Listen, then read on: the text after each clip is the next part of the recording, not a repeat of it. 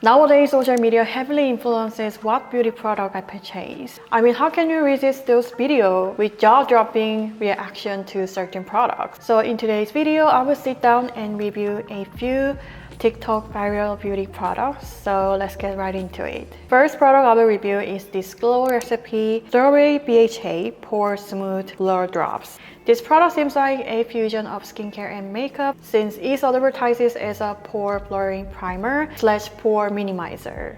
But unlike many other primers out there, it doesn't have silicone in it. This means that there is no silky feeling, which is definitely plus for me. As the name says, the key ingredient of this product is salicylic acid, which is a type of BHA. BHA is exfoliant and its antibacterial effects improve skin concerns such as large pores and acne. Personally, I haven't had those concerns, so I don't think I fall under the product's target audience. I believe I can only talk about the product for makeup value rather than skincare value. In terms of consistency, it feels like a lotion. It starts with a hydrating feeling. Once blended, it feels tackier, and in the end, it leaves a matte finish. Comparing the before and after, I don't really see much of a difference, and it will be even harder to see on camera. When I apply a foundation over, the foundation sticks well on the top of this product, but there is still no obvious difference in my pore appearance. In terms of the finish, as I said earlier, it leaves a matte finish. If you have dry skin, this may not be a great option for you, as if you apply a primer and foundation over, it might dry out your skin more. As time goes by, I think it would get worse. So I think this product is more suited to someone with oily skin. Overall, do I think this Glow Recipe Blur Drops worth the $30 price tag? Not for me. I'm a firm believer that best makeup primer is a good skincare routine. So taking care of your skin to provide nice dewy canvas to apply makeup will be better than any other makeup primer out there. That's why I love investing in more skincare products, and if I want to use BHA or any exfoliator, I will offer a BHA or a HA toner to reap the maximum benefit of the product. Next product to review is this Kozak Dream Beam SPF 40. Immediately after trying this product, I was so surprised the fact that this is a mineral sunscreen, not a chemical sunscreen, because it applies like a lotion. There is no white cast and no drying whatsoever. Honestly, I think this product works better as a makeup primer than this Glow Recipe Blur Drop, as it provides more hydration to my skin, which I need. As I said earlier, good skincare routine is the best makeup primer. So if it's within your budget, I would like to recommend investing this dewy, glowy sunscreen for your skincare routine. This product also has a slight peach tint, which has brightening effect on your skin. Mineral sunscreen filters aside, the key ingredient of this product are peptide, which plump your skin, and ceramide and hyaluronic acid, which are amazing at hydrating and improving your skin texture. Since there are many beneficial skincare ingredients, the product applies like a hydrating lotion and blends out beautifully into my skin. Once completely blended in, it leaves a glow finish with fine shimmers. Overall, my final thoughts on this product is it is worth a try if you have dry skin and want a sunscreen that works as a makeup primer and moisturizer. But I would say there are so much better and affordable sunscreen options that works like this in Asian markets, so I don't think I will repurchase this product after finishing this bottle. Next, we have the Rosy Glow Blush. This product went viral because Kylie Jenner's makeup artist often used this product on her when creating the baby doll glam look. At first, I thought this shade was too light on my skin tone, which is why I've never tried this kind of shade. The shade of this blush is what I would call a cotton cool pink shade. Supposedly, this shade is meant to work on all skin tones. At first, as I said, I wasn't sure that this shade would suit on my complexion, but it proved me wrong, and instead it gives me the perfect flush of color. The formula of this product is not what I anticipated from a powder blush. The way I see blush is in two categories. One being powder blush and another one is fake pressed powder blush. Powder blush normally blends really well with fluffy powder blush. On the other hand, pressed blush like Clinique's ColourPop blush requires more effort to get the product on a brush, so a denser brush or sponge is needed instead. So following this, I will place this Dior blush in pressed powder blush category. Since it is a pressed powder, the coverage is subtle but buildable. This means you can continue to add more color until you get the look you want. The blush claims to create a natural rosy look of our cheek with a subtle glow effect too. I found that it doesn't look shiny or glowy, but rather it leaves a velvety finish. I was mesmerized by how this blush achieved a soft and healthy rosy glow in a natural way.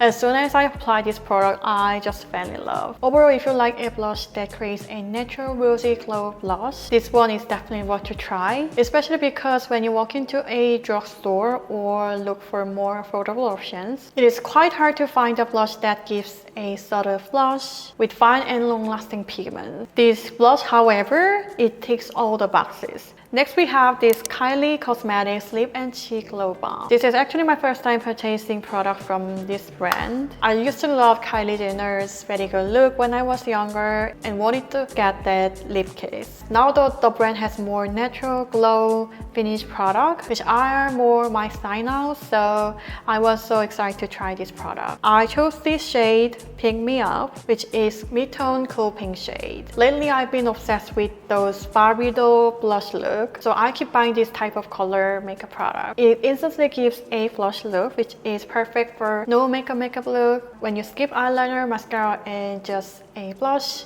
and lip gloss. It feels so creamy at first, but once you blend it in, it becomes silky with matte finish. It blends well but fixes to your face very quickly, so you have to spread the product fast.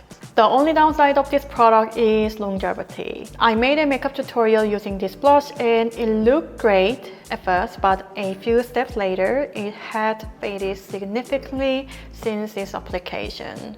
I think this mostly comes from the formula itself. Because it's creamy, it is hard to last longer. This product doesn't have that much longevity, so in that video, I added a Dior blush to make it last longer. But I still do like this product because I don't expect the cream blush lasts long for a natural look. If I wanted to, as I did, I could put a powder blush over to make it last longer. So if you are looking for a natural cream blush to get that Barbie doll pink blush look, I think this would be a great to try. Next, we have another blush, which is this Rare Beauty Soft Pinch Liquid Blush. As soon as Rare Beauty launched it, I purchased most of their products, including this one. I've already made a separate review video on those products, so you could check it out too. Although this is a liquid blush, this is the most opaque blush I ever used. Usually, if you think about cream or liquid blush, you would expect a more natural look, but this one doesn't provide that subtle blush look. It has intense pigmentation, so you should adjust the amount of product before putting it onto your face.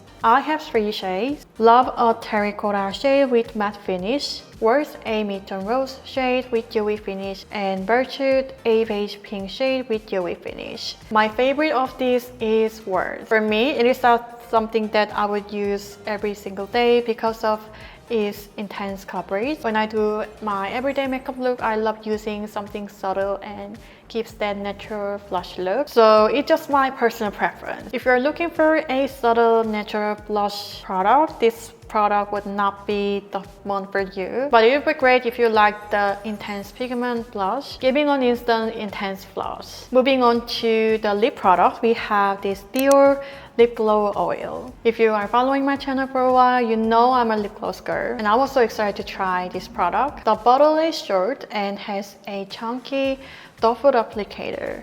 I love how luxurious the large applicator makes it feel.